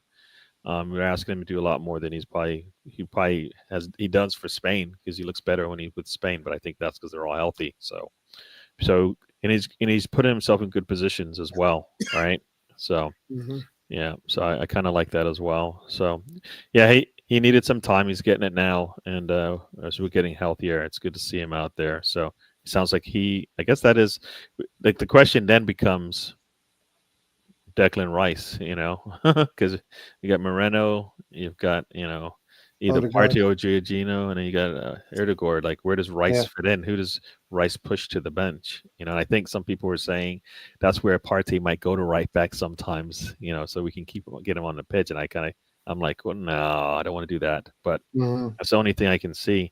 Because at some point you're gonna have to decide between Rice and Partey, I think, in terms of what you want to get out of how you want to set up that midfield. Yeah, and the way Mikel did it yesterday, I thought he was really good with substitutions. Yeah, I was screaming for Ethan Nwaneri to come on sooner. I had a 2-0 lead in the game as well. The game was pretty much put to bed, and we want to see Nwaneri come on sooner than the 81st minute. But we're going to get to that. But definitely, I think he did well with Jorginho in the first half, Partey in the second half. Declan Rice played on that broken toe at Chelsea and probably wanted to give a few more days rest on that toe. I think Rice will probably play at Sporting Lisbon on Wednesday, I believe it is. But yeah, I think Mikel Marino is just starting to adapt. And where we worried about our midfield, we had a very decimated midfield for the North London Derby at the start of the season.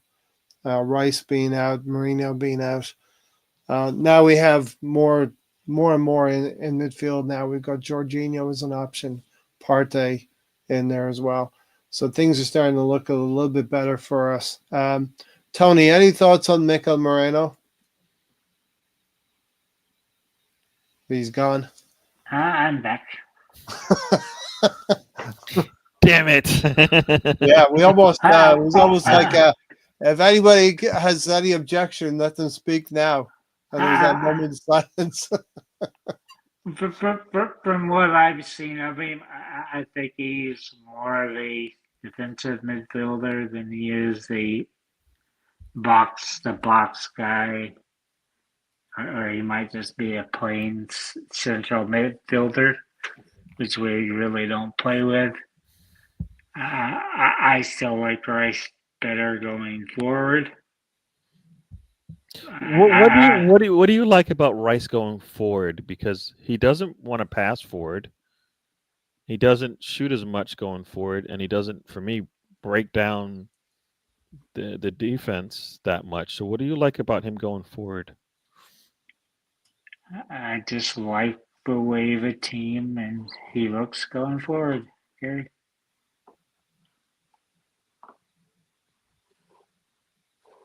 Yeah, more. One thing he does it faster, and I think it's more. He's going forward because he wants the goals, whether he scores it or somebody else does. But I just think he looks better going forward. Okay, Alonso joins us. Yeah, well, Alonso, thanks for being here. Is because Odegaard brings the best out of Rice, Gary. We weren't even talking about Erdogan. We're talking about Declan Moreno. Rice. So, Yeah. and Yeah. Okay. But listen, I think our midfield is a lot better now. Let's talk about this third goal now. So, Thomas Partey has been great for us, but Kaisak is always going to put numbers up. I think Tony referenced why Bukayo Saka, he's not, obviously the mix is a little bit different. He's scoring less goals than he is assisting. I would expect those numbers to balance out as the season pushes on. I think he's got 8 assists and 4 goals. I think we'll see a few more goals from Bukayo Saka moving forward as well. And he might, I think every player might be carrying some kind of an injury or another, or it could be tactical that Bukayo Saka's been crossing and assisting more than scoring. So we'd like to see more of that from him. But Gary, talk about Ethan Nwaneri. I just said we wanted him on a bit sooner. He comes on, and Thomas Partey is instrumental. He plays very quick free kick when Nottingham Forest are in the mode of slowing the game down. There's a quick interchange with Raheem Sterling, but that was a great finish from Nwaneri. Just to get on the end of that and put it a pinpoint and precise shot into the inside of the net, inside that corner. yeah, no, we've seen this from him before. Right? Every time he comes on, he always gets that first touch, and it's always in an attacking position. First shot is a little off. First shot is usually a little bit off, but then Yeah, he kind of settles in, and then the next one is usually not so is usually on target, and that's exactly what happened this time around. So nothing. I just want to see him play more. I think what I saw was what I expect to see from him when he comes on the pitch. Somebody who's looking to score and puts himself in position to do that over and over and over again. So he just plays. He He just plays with impetus, right, Gary? He speeds things up a little bit. yeah. He's quick on the ball. He's energetic, and he makes things happen. Yeah. Yeah, You no, know, he is definitely looking to score, and I think at this age we're not asking him to do everything yet. He doesn't have to be at a level of Erdegaard just now.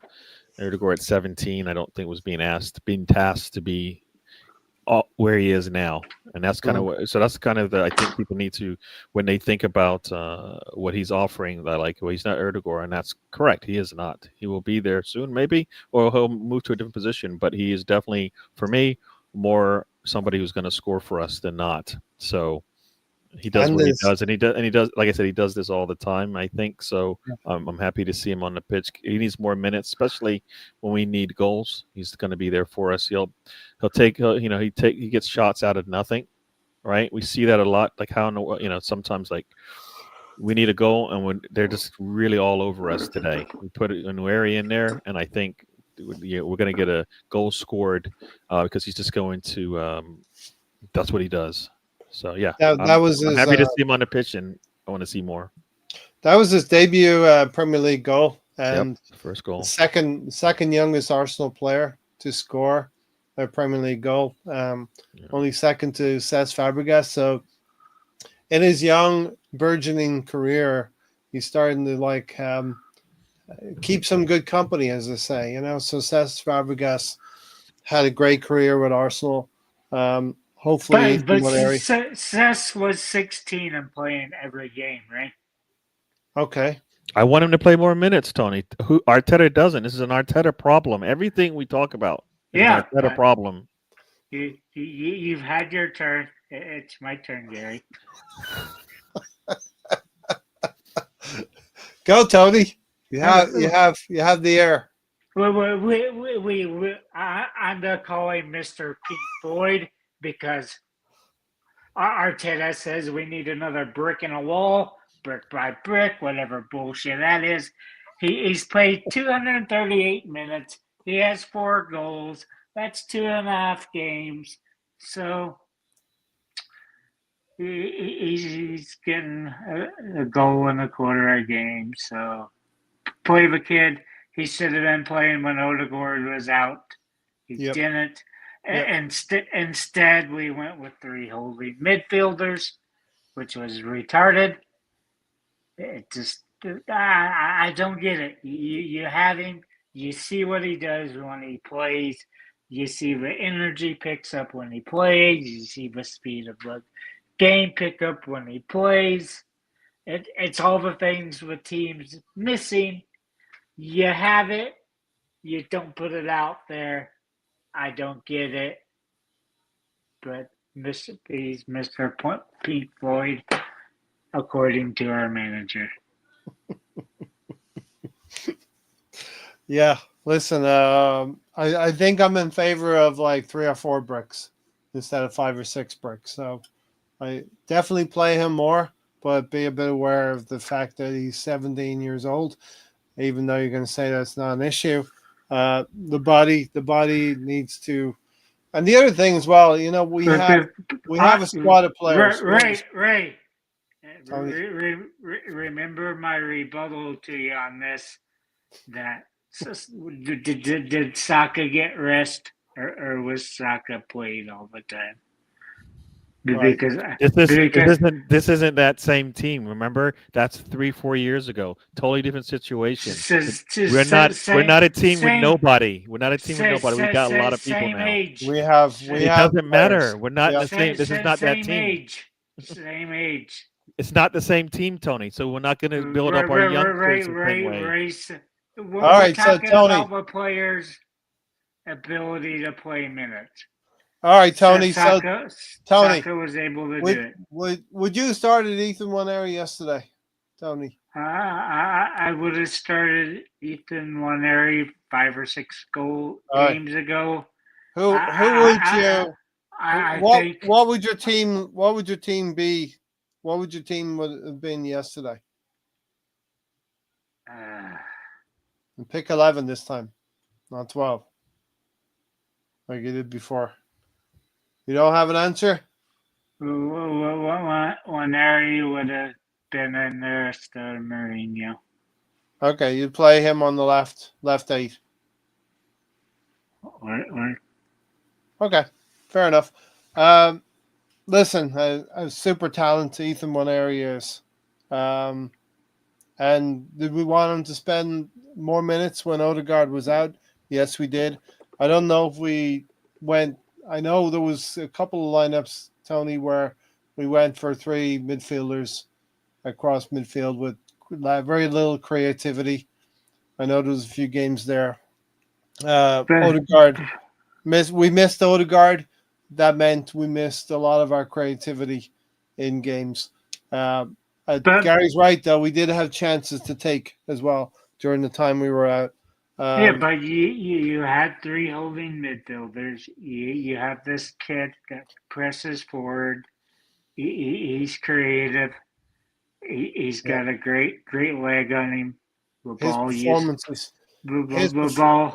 If he keeps playing like that, there's no way that Arteta can ignore him, and he's going to keep playing him. But what's the point of a brick by brick comment when the kid's played fine every time he's been out there? He's more familiar with what's going on in the dressing room and on the field than we are. You know, I don't care what happens on the training pitch or dressing room. I care about what happens on the field. You're once again forgetting that this is Arteta. So if Arteta is part of the equation, then you have to deal with how he's going to manage his squad, and he manages his squad with practice. Gary, you said the key word there, practice. You used to say that's practice all the time. I Training. tell you, you practice the way you play, and I don't think that's what I see from our team, but that's what Arteta uses to gauge how he's going to work with his squad. All right, that's what I think happens. So as much as you want to, you know, you Switch want to it up. say this is how Yeah. it should go. I'm just going by. Yeah. I can't. We can't change Come our on, Gary. I Arteta took a manages his page team. from your own book. Your own I don't book. know. You I don't even used know to. what that means. What does that mean? What did you take? I, What page did you take? I took the page that it's kind of like when Bart Simpson sits there and scribbles on the chalkboard one word. You've said practice probably 582 times because you don't care what happens in practice. You I do care actually care about what happens in practice.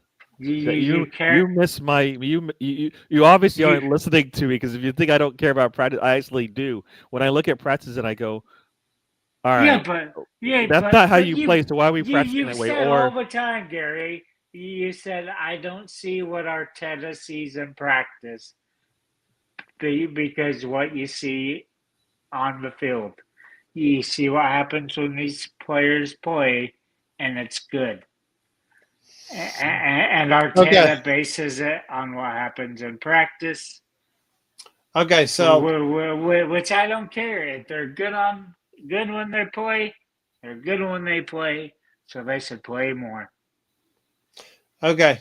Comprehensive 3-0 win for Arsenal. I think Mikel Arteta. I think he's changed his ways a little bit, but we want to see more demonstrated evidence of that. Um, I was encouraged by the use of the squad, but we're all different. We all feel differently about it. And Gary was slightly discouraged by the starting lineup, right? Fair to say. At the end of the day, we got 3 points, and I think we're going to have to do more of this. I think rotation. It's not necessarily somebody's out, somebody's in, but it's just rotation of the potential that you have within your squad. That goes for our old star and Thomas Partey, who's probably been Mr. Consistency so far. Our new star in Ethan Waneri, who has been a revelation this season. We want to see a little bit more of him as well. Hopefully, he'll have an opportunity to star in a quarterfinal or a semifinal in the Carabao Cup moving forward, and to feature more in Premier League games because Odegaard cannot play the 100% of all the minutes in that position. And then finally, we have our Starboy, Bukayo Saka, who maybe will score more goals than assists as well moving forward. Tony? How many more points do you think we would have if Waneri started those games when Odegaard was out? So we out of the 7 games, I've looked back at this. We drew 2 and we lost 2 of those games. So the 2 games we lost were Newcastle and Bournemouth. And Bournemouth was a terrible performance. We probably it's one of those things that is hard to know, really, honestly. Maybe 3 more points. What do you think, Gary? 2 draws and 2 losses, 2 points from 12 with one area in there.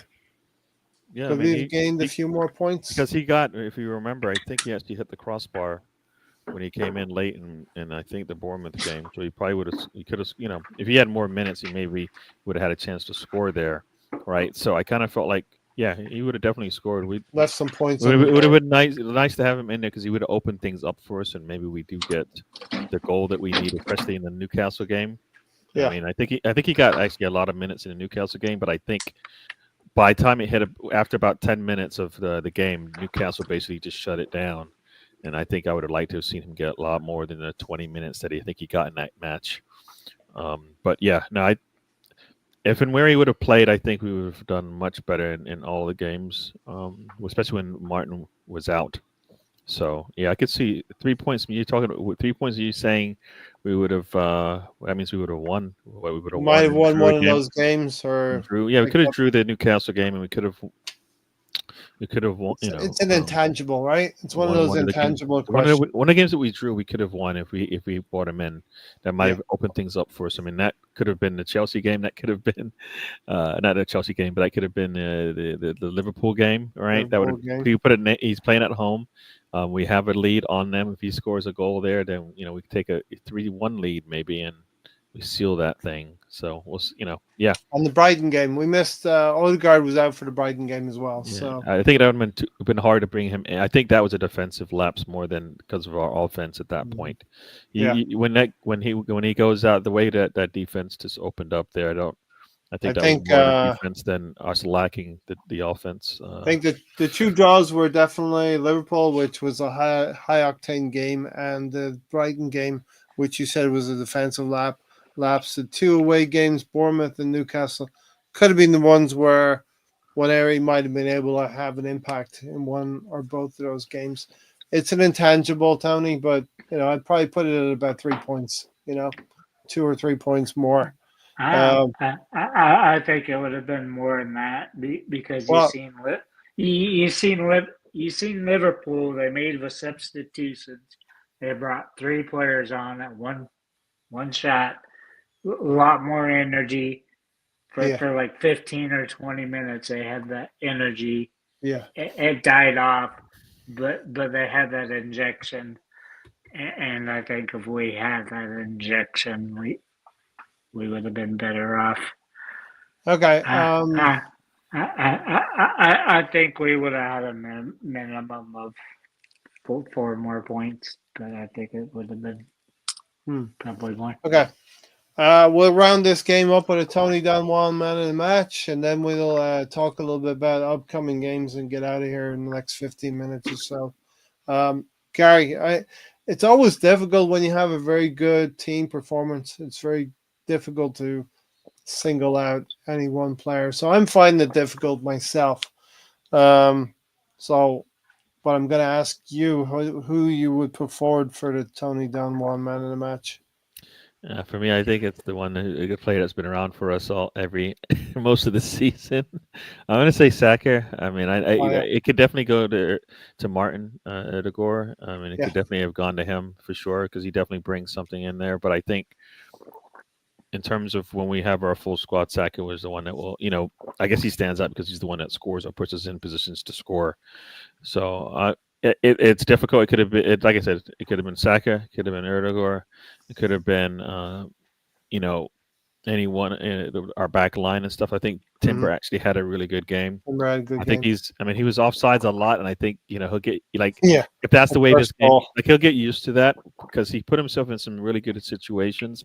He has to know where he is on the pitch though, because and then he didn't want to take a shot one time. I think they put a nice ball into him, and he didn't even look at the goal. And I'm like, hopefully they went back and looked at that video and said, when you get in that situation, if you're going to put yourself in the box, in space between two defenders, when the ball comes to you, you have to be looking at the goal. He didn't even look at the goal. It was easy to defend. He should have taken a chance there, I think. But I'm going to go with Saka, Starboy. Yeah, you mentioned Timber, and it's striking. Like you miss Ben White. Ben White is out. Now you're going to miss Ben White, a player of that caliber. But when you have Jurrien Timber in that position, you're not going to miss Ben White as much as you think you will. So hopefully Jurrien Timber can continue to play in that position, and we'll bring Ben White back in when the season starts to really heat up in February. I'll agree with you. I'm going to go along with your pick, Gary, Bukayo Saka, because he puts us in that 2-0 position. A goal you got the assist too. Yep. And the assist for Thomas Partey. So we're 2-0 up, and then we have an opportunity to bring in, one area and Sterling and give Odegaard and Saka some time off in the 81st minute. So yeah, we'll go with Bukayo Saka. Tony, what are you doing? I think it's hard because you had a lot of those 7s and 8 performances out there. Yeah. And you had Odegaard and Soccer, whatever Gary wants to call him. But He's waving the red I, rag, Tony. Gary, don't do it. He's waving that red rag at you. I was agree with you and say Sacker, but I'm gonna go with Odegaard because he's been the difference maker the last couple of games because Yeah, he's back and yeah, yeah. Definitely, the Tony. The things that you're asking are good questions, but they're intangible. Without Odegaard, how many more points? With one area, and how many more points would Arsenal win? Without with Rodri at City, how many more points would City win? That's an intangible. We're never going to know. And Pep Guardiola, never going to know. And you saw pictures of Rodri yesterday in the stadium. I'm sure he'd love to be on the field, but he can't be with that City team. And there's a lot of things now, and it's getting exciting in the Premier League now because, yeah, Liverpool have stolen a march on everybody, but Arsenal have to address their own issues and play better, put in better performances, and put in better results, and start stringing some W's together. We see here on this ticker on the bottom, we did well for the first 6, 7 games, but then we had that sticky patch: 2 losses, 2 draws. Not good enough in the Premier League if you want to win it. And we had this happen away to Fulham and at home to West Ham at the end of last year. And we need to, it's earlier now, earlier in the season, but we need to reclaim some ground that we've lost. And we need to start putting some W's together. So Odegaard's definitely been missed, but Bukayo Saka has been the leading light in terms of the forwards moving forward. Thomas Partey surprisingly has probably been our best midfielder. So if we're gonna hand out awards through the lines, right? We know David Raya has been really good. We know Bukayo Saka has been excellent. Thomas Partey has been a surprise to us in midfield, a nice surprise. Probably Gabriel Magalhaes has been our best performer at the back as well. But today it's Bukayo Saka that gets it done, one man in a match. Um, Welcome, Brenny. Brenny K74. Thanks for being here. Yeah, so Gary, Champions League, Sporting Lisbon. Tony will tell you we're in 12th place. Even if you don't know it, he'll tell you where we are right now. We're in 12th place, and we need to keep winning in the Champions League to get that top 8 spot and get an automatic playoff. that's not all we need, Ray. We need more than one win. What do we need? Goals. Goal difference is huge on the Listen, table. I'm going to have a little gentleman's bet with you that goal difference, it won't come down to goal difference. Right? I'll just say that. It won't come down to goal difference. You're saying it will. After 8 games, it won't come down to goal difference. But irrespective, we've got to go to Sporting Lisbon and, to put in a performance. I think Mikel Arteta's rested Rice, Havertz, and Martinelli yesterday to be ready for Wednesday, Gary. Yep. No, On Tuesday. we definitely need to win against Sporting. One being because they are sitting in that top one, and they're sitting number 2. They're sitting number 2 right now behind Liverpool. So we need to get the win against them. That'll show really good for us because that will give us the opportunity maybe late in some of these games that we should be able to win because they're less of a challenge. Because I think Monaco and Dynamo, how do you say it? Dynamo Zagreb should be games that I think we should be able to have better chances to win. But Sporting I think it's a good test for us. It's one of our toughest matches from here until March, essentially, and when we play City again. So for me, this is one of those tests that, you know what, Erdogan will be back, Saka will be back in form. If we bring in Havertz and Rice, and who else did we rest over the weekend? Martinelli. We'll see. They're going to be able to just run at Sporting. So for me, Tony.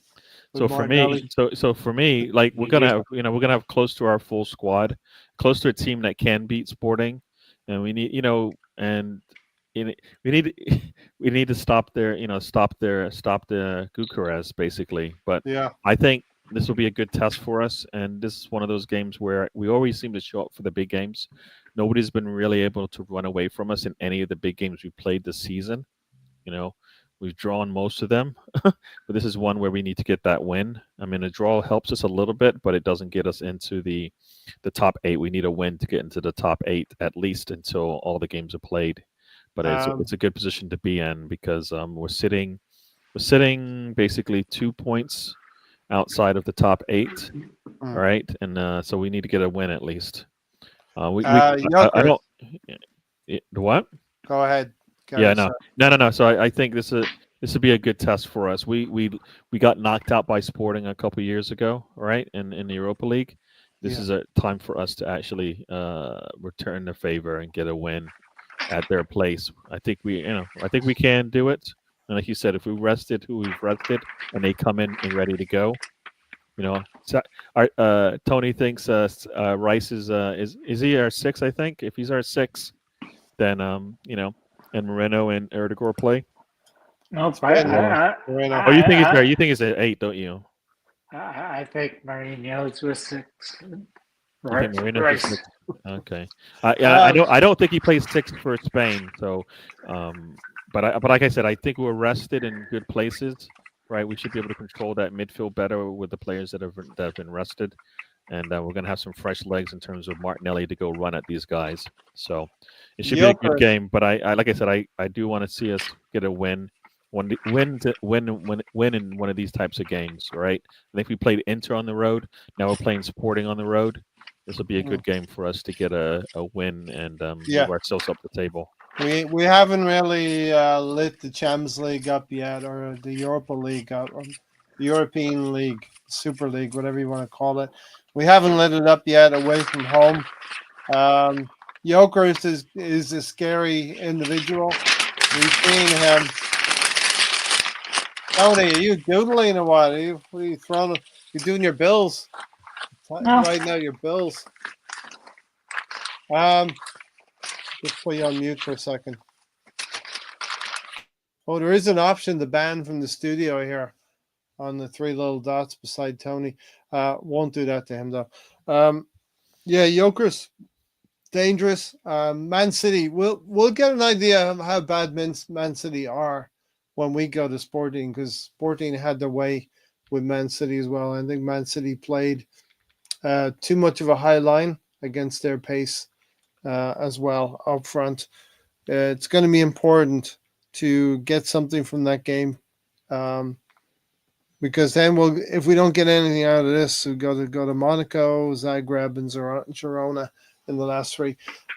Gary, as you mentioned, in the Premier League, we have pretty winnable games. We got West Ham away. We saw Man United today with Amarim. Man United still have a little Work bit to of do. stink. They're They still the same, right? They got work to do. Yes. They've got work to do. I think that's a good way to say it. Yeah, they've got work to do. Ipswich Town are improving. I think they're improving. They're starting to grow up a little bit in the Premier League now. It's like they got slapped around the first few rounds, and I think that'll happen. You catch teams early enough. Like Arsenal caught Aston Villa pretty cold as well in the first few games. Ipswich are going to be tricky. We got Fulham, we got Everton, we got Crystal Palace. So what I'm saying, Gary, is we have a run. Now we're into a run in the table where we're going to be playing the teams that are in the bottom half. And Liverpool nearly slipped up today. Arsenal can't afford to slip up against these 6 teams coming up. Yep. Is Tony back? Because he's back. He unmuted himself. I'm back. All right. Yeah. Are you going to talk on the Sporting game? Tony, you like Jokers. Jokers was running at teams earlier this season with pace, right? You've had them score 6 goals at home in 2 games. Yeah. And I think it's gonna be a very, very tough test. I think it will be as well. I agree with you. I think we'll be lucky even if we get the 1 point. We need 3 points. They won all 11 games in the Portuguese And, league. and one, I'm gonna go have another go at Gary here. Gary Why mentioned where not? the player. Gary mentioned where the player plays in the national for the national team. We have all kinds of players on our team that don't play. Don't play. You got Tierney. He plays He doesn't center play for back. us anymore. You got Zinchenko. He doesn't play well for us at left back. You've got, go ahead, Rice, who plays well at his position. You got Saka, who plays right at his position. You've Oh, got Leeds did well. Partey, who plays well at his position. You've got Raya, who plays well at his position. You've got Havit, who plays Zinchenko. well at his position, right? Zinchenko plays at the midfield for Ukraine, Yeah. Gary. He doesn't play right for us at left back, is what I'm saying. So you put players in a good positions, they will perform. Moreno, I But don't think is that's playing in the not where position that they he plays for play for Spain. the national team. National team, Gary. But I'm talking about where they play well, and they don't play well in certain positions for us. So why do we keep doing that? Because Arteta doesn't follow what they Uh, do. All right. Gary, I'm gonna give you the final say today. So I'll start off as our final tirade here. Looking at the Leeds United game, yes, I understand Tom now. Leeds United are testing Tom's heart, Tom's heart today. Tom's about to go into his review of what happened with Leeds, momentarily starting over on his channel. With Arsenal, I believe we're starting to get things together. We're starting to get healthier. We're starting to play better. And as Gary says, with performances, results will come with performances hand in hand. Um, there's 5 or 6 Premier League games that we need to pick up points in. Nothing happens unless we win games. Man City or Liverpool will drop points next weekend. When we pull within 6 of Liverpool, probably looking for City to beat Liverpool, in all honesty. So the gap is closed to 6 points. But either way, we either pass we pass Man City or we get closer to Liverpool next weekend. So we got to keep going. Things are going to get tough for Liverpool.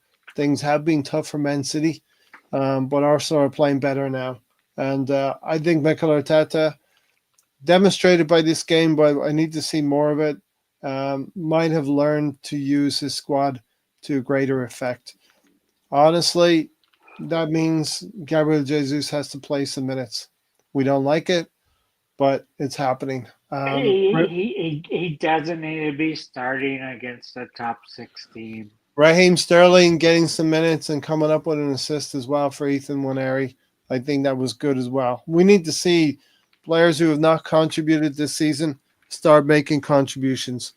I've often said I think Martinelli's starting to spark into life a little bit. I've often said this season, as Arsenal goes, as Martinelli goes, so will Arsenal, because we know Odegaard and Saka. We know I, Odegaard and Saka and Havertz are going to do it. I, We need one more I, from Martinelli. Go ahead, I, Tony. I'm going to totally disagree with you there. I think you, you know who's better there, right? Who's Yes. a smarter player? Yeah, but the thing is, Tony, he can't. That player cannot play that position all of the minutes. So the minutes have to be shared out. And Yeah. Trossard's not had the best season. I think somebody said, think about Trossard. He scored a goal in Aston Villa and wasn't happy about it. He had a back pass at Bournemouth, which led to Saliba getting sent off. I think he missed the penalty that he took off of Bukayo Saka. So Trossard, he will come good in the end. But yes, between him and Marinelli, we have that left side. Tony, go ahead. I still would rather see Trossard there. And you're talking about this rotation. The only reason we have rotation is because of injuries, and now we're better because guess what? We got our captain back, Odegaard. Yep. and we could have did much better without him if we had Waneri on the pitch more than Yeah. his I agree with you. 238 minutes. Yeah, Definitely. that's 2.5 games. How many total games have we played in all 12, competitions? 12 league games, 12 league games, 4 Uh, Champions League games, and maybe 2 Carling Cup. so Carabao so Cup. so 18 games. He's played 2.5 games. Yeah. Yeah. We need to see more of the kid. He's next. He's going to be next level. He's going to be, let's just enjoy him. I think without projecting too much, I think even when Harry is dedicated to the game and he's demonstrating that on the field, his performances will show through, Tony, in the end. Yeah. All right, Tony, good to have you here today. Good to talk to you, Tony. And please, at the beginning of the podcast, I asked for people, I'm going to drop the link in the description. Please help Tony out. Because if you think Tony was honorary today, he'll be even more honorary if he doesn't get his powered wheelchair. I'll be more ornery when I have surgery on my other shoulder, and I'll be even more ornery if the right one that I've had total reconstruction on, if I have to have surgery on it again, I won't be happy. Yeah. Okay, because thanks for joining. I'm just gonna say, people that have knee surgery, hip surgeries, everybody says the rotator cuff is the one that's harder, and I've had 2 of them now. Probably have a 3rd rotator cuff surgery, and it's due to wheel myself around on a wheelchair. Yeah. All right. So listen, I'll leave the link in the description here. Please go check it out if you can. If you can't donate, please recirculate and repost it on your socials. Well, with all that being said, welcome back, Gary. Good to have you back on the show after a few weeks out. You get to take us out of here, Gary. Yep. All right. So a couple of things where I go. One is in where he has 4 goals. Savino for City has none. In where he has 4 goals, and I believe he has 1 goal in the Premier Who's League. talking about Savio? Who's making Foden, I think has 1 maybe. So I think we're Yeah. getting the best out of our young players. But no, I saw We that want stat, more. and I saw that stat, and I just like it. I just like Yeah. it. It's pretty good. Yeah. So yeah, I had a couple of things I wanted to say, but then I just lost my train of thought here. But that was one of them. Oh yes, it was a good weekend for me. Arsenal won. Yeah. The Florida Gators won. Did they win? The Gators won. Yes, and they beat a team who was looking to get on the playoffs. And What do then I have to do guess this? what? Then guess right over left. Hopefully that's what you're doing. And Yeah. the Cowboys Yeah, I am. look like they're going to win. Why? Is it I'm bad really luck the happy. other way? I'm happy and disappointed about. I'm happy that they're winning, but I'm not happy because all this means is that we get a mid draft table position, and I really like. What's the point of getting the win now? All right, You know? Gary. Because we play Giants on Thursday, so there's 2 wins. We'll be sitting in 18th place in the league. So we get Gary. like a mid position pick in the draft. It doesn't help us. We need number 1 pick. But anyways, but yeah, that's where I'm at. Did you see what my Sooners did yesterday, kid? I didn't. Did they beat Alabama? They must have won as well. They destroyed Alabama. I'll tell you what. That's crazy. It's the part of the season where you see big upsets. Then the Gators winning and the Sooners winning. Ole Miss wanted to get into the playoffs, and they might have their chance. They're gone. It's really not an upset, Ray. In the first 3 games, Oklahoma had played 64 different combinations on their offensive line. Their best 5 wide receivers are gone. And This isn't er, about your. er, This is my outro, anyways. Why are we talking about your team? Let me finish my outro, and if you want to extend and get a second outro, you can. But I don't think you are allowed to. I was doing a second outro, but you cut me off. Well, it's over now. So here we go, everybody. It's Thank you over. for joining us. Yeah. Tony will be back with it. He'll give it. He'll finish up on his second outro during the Tomorrow? intro of the next show. Tomorrow. And then tomorrow. Yes, you'll see him tomorrow. Tony will be on tomorrow. Hopefully, he'll make the show. But yeah, so the and trip will be on tomorrow, 12:30 yeah. a.m. for you guys in the UK, 7:30 p.m. for you guys on the East Coast, and we'll be chatting it up again about the game. And you get to hear a lot more nonsense from Tony And I will. and his football takes. Right. So check out Gary tomorrow on Gary's show, and I think I'll bring the Thursday night forum forward to Wednesday night because Thursday night's Thanksgiving. On Wednesday night, if you guys will be okay with joining me on Wednesday night, we'll talk about the Sporting Lisbon game that will have been on Tuesday night, if everybody can follow that. Gary, good news and bad news if you're a Dallas Cowboy. And I don't want to pick on you because you're just so bad. It's not even fun, right?